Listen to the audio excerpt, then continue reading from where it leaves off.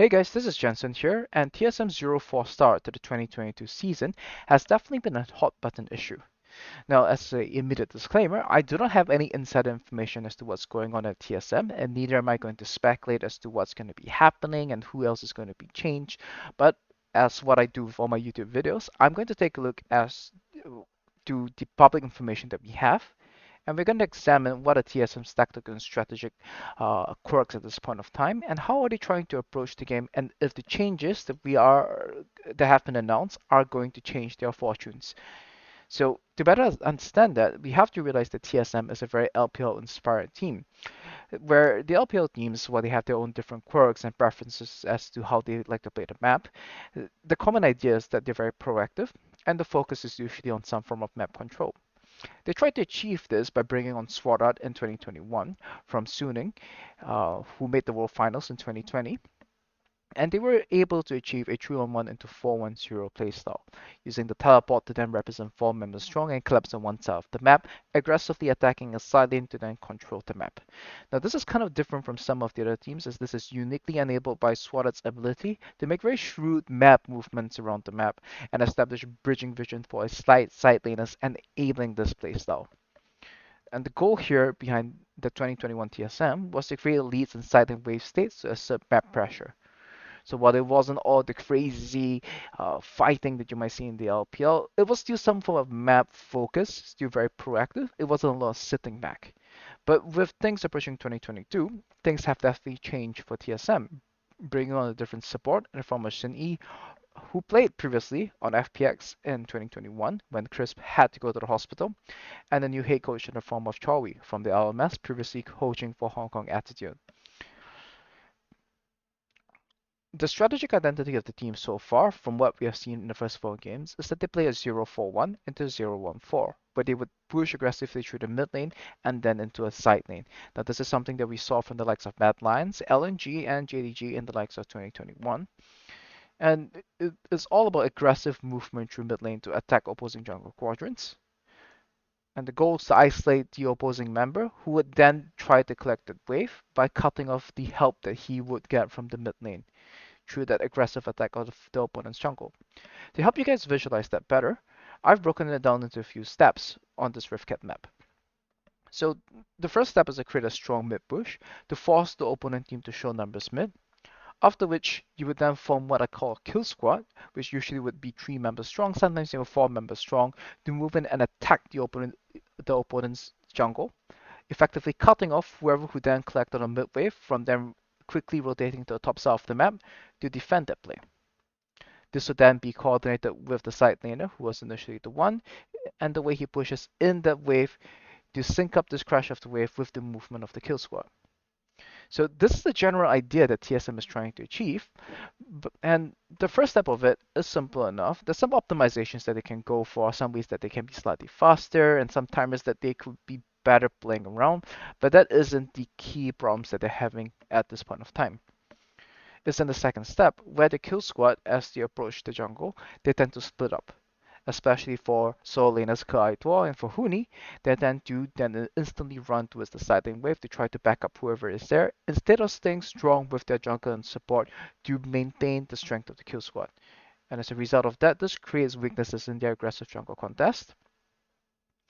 And the other problem is that in the third step is that whoever who was initially on the side lane, perhaps because of this additional movement that's coming through from the rest of their team, they end up auto pushing the wave, crashing it way too early, and as a result of that, the rest of the team is not there in time for them, and this enables the opponent to then safely catch the wave under the turret, as the jungle and support are not in position to threaten the dive, nor have they fully disconnected the opponent's numbers on mid lane from defending the play on the top side of the map as well. So how bad is it that TSM is demonstrating all these mistakes at this point of time? I would actually say that it's rather normal.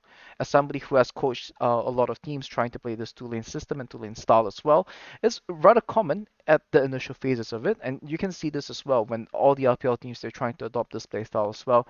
They will struggle with these timers and these aspects of coordination. So I would say it's not too uncommon. It's not that TSM is complete garbage and that they will never be able to recover from this.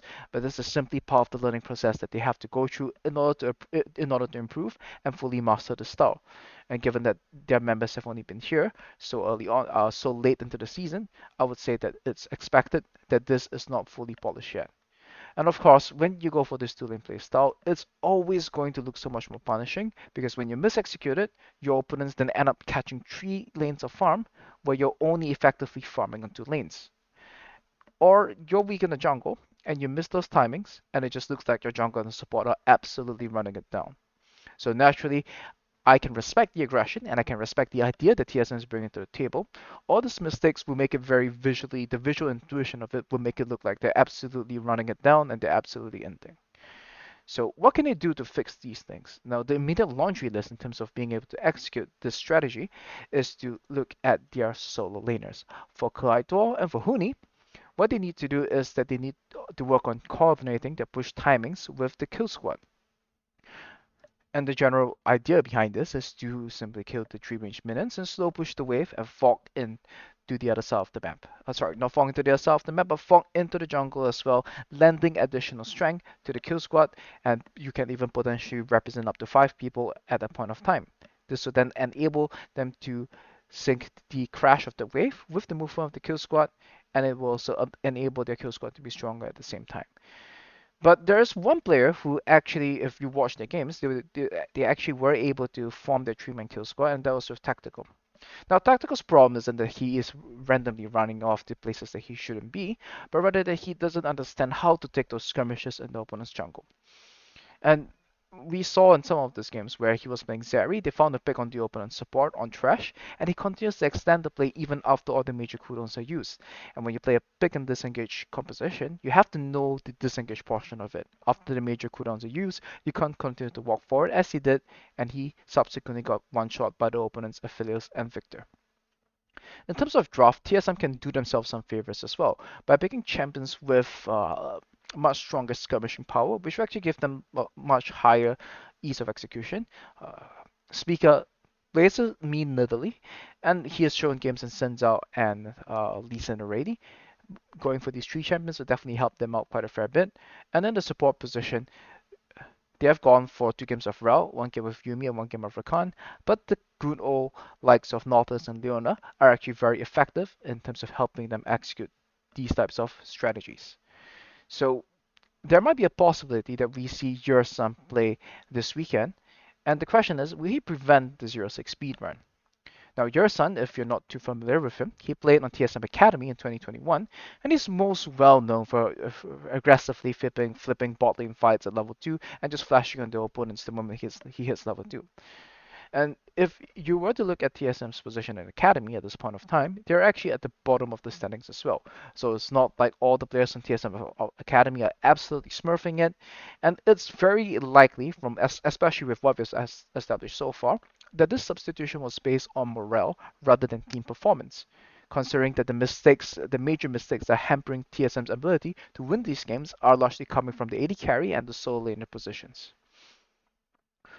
On the plus side, however, your son does play a very suitable set of champions, with his 3 most played champions being Leona, Nautilus, and Alistar.